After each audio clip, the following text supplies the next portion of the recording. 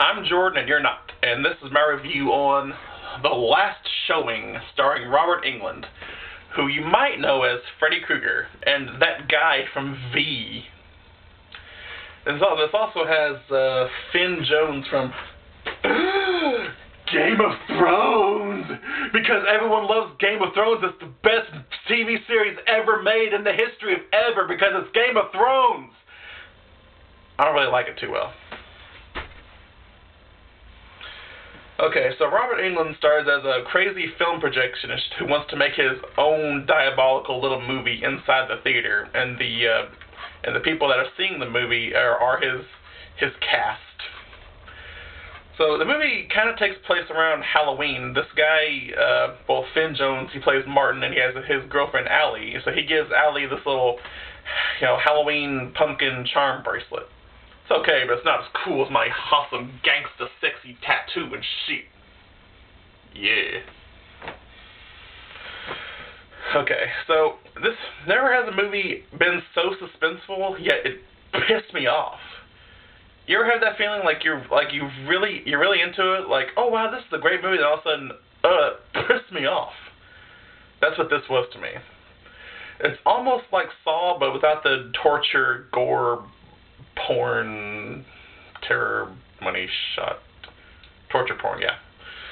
Okay, so Martin and Allie go to a late night showing of The Hills Have Eyes Part 2, the original, not the remake. It's the sequel, that remake to the sequel.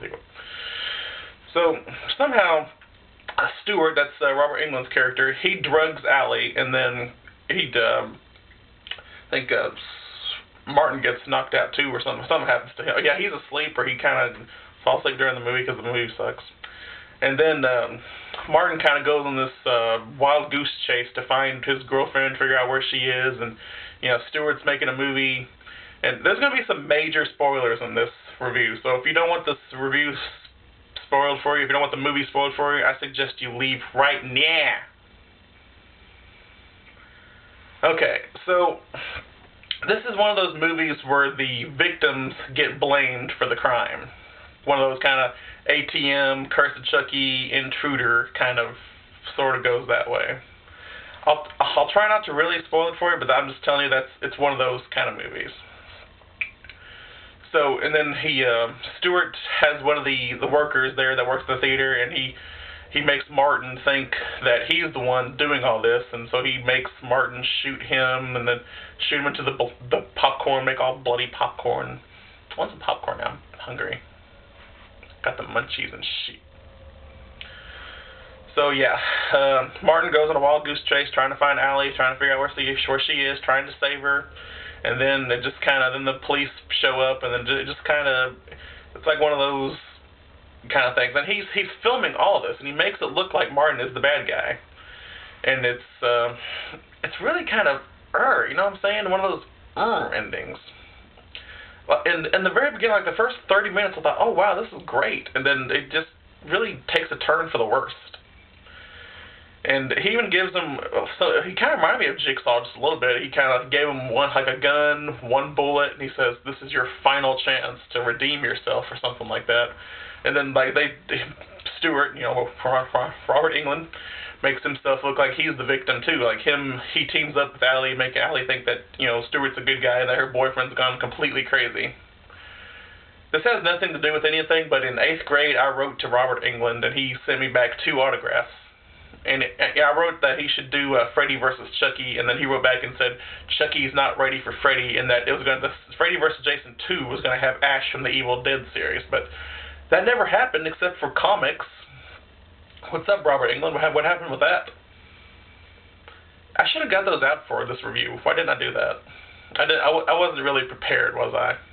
But yeah, he sent 2 autographs. One is of himself, how he really looks, and one as what he looks like as in his Freddy Krueger getup. Yeah, he was awesome as Freddy Krueger. But okay, for the movie, I guess I would give this. It's not the worst movie ever made. Not like some of those Quentin Tarantino movies, or like what else do I hate? Not like Dead Men Walking, or the original Crazies, or Ooga Booga, or other crap. Or the 1920s Wizard of Oz with Larry Seaman. But it was okay. It's not. I didn't hate it. It just had one of those endings that really make me want to punch the director in the face. You know what I'm saying? Nicely. I wanted to punch him nicely in the face. I would give this a C. Yeah. Almost a C+, if it wasn't for that, the way it kind of drifted towards. Alright, so that's the last showing for you. If you want to watch it, check it out.